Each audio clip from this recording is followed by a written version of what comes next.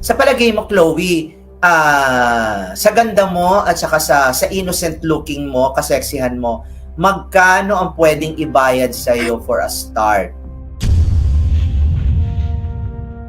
Sa video natin ngayon, pag-uusapan natin ang tungkol sa kontrobersyal na usapin na kinasasangkutan ng isang influencer na si Chloe San Jose. Ayon sa mga usap-usapan, mayroon umanong lumabas na video ni Chloe. Ano nga ba ang totoo sa mga kumakalat na balita na ito? Tara, alamin natin ang buong detalye. Panoorin ang buong video. Kumusta mga idol? Mayroon naman tayong bagong chika sa inyo. Bago yan, welcome sa channel ni Mr. JV. Para sa mga hindi pa pamilyar, si Chloe San Jose ay isang kilalang social media influencer na nakilala sa kanyang mga content tungkol sa lifestyle, beauty, fashion at singing. Bukod sa pagiging aktibo sa iba't ibang social media platforms, madalas din siyang makita kasama ng mga kilalang personalidad.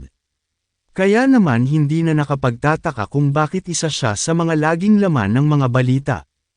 Sa kabila ng mga kontrobersyal na isyu na kinasasangkutan ni Chloe, matapos niyang ibahagi sa isang interview kay Luis Monzano na siya umano'y naging inspirasyon ng mga kabataan.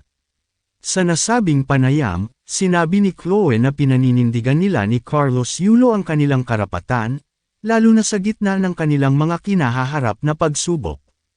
Ngunit, hindi lahat ng netizens ay sumang-ayon sa kanyang pahayag. Ayon pa sa isang netizen, paano ka naging inspirasyon kahit magulang ng boyfriend mo hindi mo na nirespeto? Ayon kay Chloe, sa kabila ng mga pambabatikos at negatibong komento na natatanggap niya, pinipili niyang maging totoo sa kanyang sarili. Gayunpaman, hindi lahat ay natuwa sa pahayag na ito ni Chloe. Marami ang nagsasabing imbes na sana'y hinikayat na lang ni Chloe, na magpakumbaba si Carlos at mag-sorry sa kanyang ina upang maayos ang hidwaan. Dahil sa mga isyong ito, mas lalo pang dumami ang mga bumatikos kay Chloe. Para sa kanila, imbes na maging inspirasyon, tila naging dahilan pa siya ng pagkakawatak-watak ng pamilya Yulo.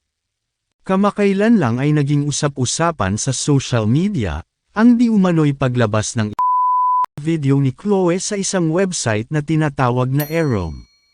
Ang nasabing website ay kilala sa pag-host ng mga private at explicit content. Agad-agad namang kumalat sa iba't ibang social media platforms ang issue na ito. Maraming netizens ang nagsasabing nakita raw nila si Chloe sa isang video na hindi naman dapat makita ng publiko. Pero, totoo nga bang si Chloe ito o baka naman isa lang itong malicious na gawa ng mga taong gustong manira sa kanyang pangalan? May mga netizens na naniniwala na si Chloe nga ang nasa video, habang ang iba naman ay ipinagtatanggol siya at sinasabing hindi ito totoo. Marami ring followers ni Chloe ang nagsasabing isa itong fake news at gawa-gawa lamang ng mga bashers para sirain ang kanyang reputasyon.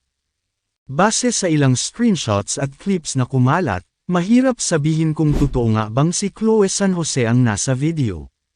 May mga nagkomento na kahawig lang niya ang babae sa video, ngunit hindi sapat ang mga ito para patunayan na siya nga ito. Sa kasalukuyan, walang malinaw na ebidensya na magpapatunay na siya nga ang nasa naturang video. Hanggang sa ngayon, nananatiling tahimik si Chloe tungkol sa issue. Wala pa siyang inilalabas na opisyal na pahayag o anumang reaksyon tungkol sa mga kumakalat na balita. Maraming fans at supporters niya ang naghihintay sa kanyang magiging sagot upang matuldukan na ang isyong ito. Dahil sa usaping ito, hindi maiiwasan na maapektuhan ang imahe ni Chloe, lalo na't may mga brands at endorsements siyang hawak. Kaya malaking isyu ang ganitong kontrobersya ni Chloe, dahil maaari nitong baguhin ang takbo ng career ng isang influencer o celebrity. Kung mapapatunayang hindi totoo ang mga alegasyon laban kay Chloe, posible siyang magsampa ng kaso laban sa mga nagkakalat ng maling impormasyon o sa mga nag-upload ng naturang video. Bago matapos ang video na ito, ano ang masasabi nyo sa chika topic natin ngayon? At syempre inaanyayahan ko kayo na mag-like at share, para mas lalo pa mabulabog ang mga marites at paretes. Hindi naman ako nagmamakaawa sa inyo mga idol, pero sana maawa na kayo.